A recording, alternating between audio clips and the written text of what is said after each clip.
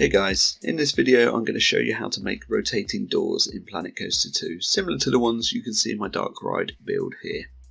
Using this quick tutorial you'll be able to create doors that stay open long enough to allow your ride vehicle to travel through, or even longer.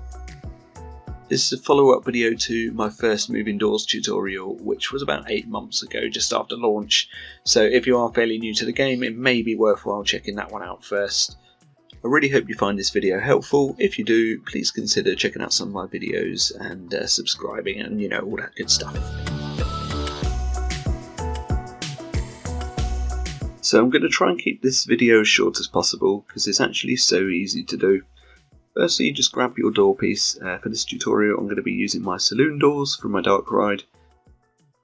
And then you want to place down 4 rotating platforms and 2 for each door side. So you search rotation in the UI, place 2 down one side, 2 the other side, and then we want to connect 1 rotating platform to the other on each side. This is probably easier with the animation turned off, so I'm just going to go ahead and deactivate the animation on each of these. You just place each one on top of the other.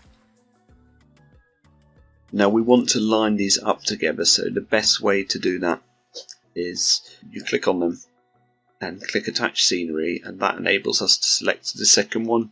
It's a really weird way of doing it, but that for some reason that's how it is. And then if we sync the second one into the first one, we can align it perfectly, or as near to perfect as possible, because this wants to be as exact as it possibly can, and then move it back up on top like so, and repeat the process for the other one as well.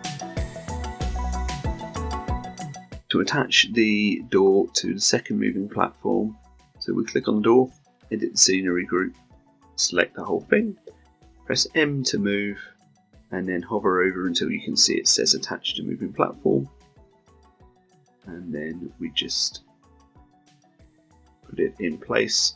You might now want to use the advanced move tool as well to sort of perfect the position. You want the corner a bit kind of in the middle of the rotating platform to get the perfect sort of rotation on this one.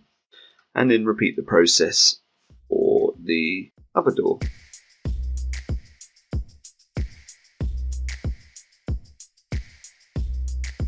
Now we can add the animation.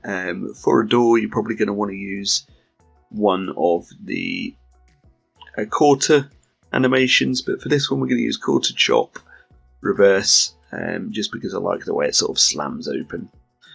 And that's going to be our first part of the animation. You can see it comes straight back, but we're going to fix that afterwards. We then want to select attach scenery on the first moving platform, and that allows us to select the second moving platform, and this way we can set an animation for the second moving platform, which will be the part that keeps the door open for longer. So for this one we're going to select quarter oscillate slow reverse, and it looks like it's coming all the way back now, but we're going to fix that with the event sequencer. The important bit, we're going to use the event sequencer to control the timing of the animations. So in our scenery UI, search sequencer, place this down and click edit trigger sequence. From here we can add objects, so firstly the bottom 2 moving platforms, and then we want to add the top 2, which will appear above them in the sequencer.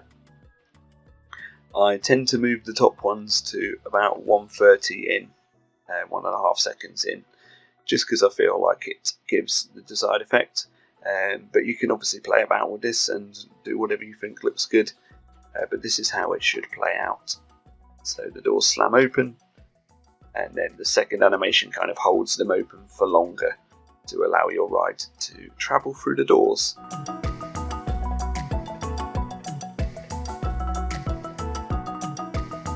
So you can make this a trigger for your ride by selecting the Customize tab and selecting Create Trigger Sequence. Just like you would for any other sort of triggered effects on the ride, you bring your trigger point to just in front of the doors, and then you click in and add the objects in the exact same way that we did before with the sequencer. And this is how it turns out.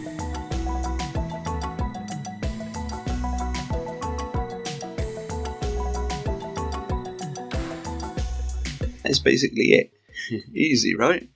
Obviously there's a lot of variables you can play about with here to get different effects and different timings. So really it's just about playing about with it and having fun. You can now see the end result we've got. So basically with the doors together, they open, swing a bit, hold the position and close. This is how it would look in a building. And you can even add more rotating platforms to hold the effect for even longer.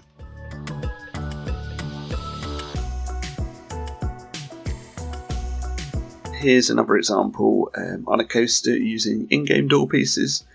I think it's a really fun effect. And the doors just swing open for the coaster train. So yeah, play about with it and have fun and do something creative. At some point I do feel that Frontier may give us animation triggers that allow the movement to stop for a certain amount of time, which is really what we've been hoping for since the start of the game. But for now at least we've got techniques like this. I really hope you've enjoyed this video, and if you have, please consider subscribing and checking out the other videos on my channel. I would really appreciate it. Thank you for watching.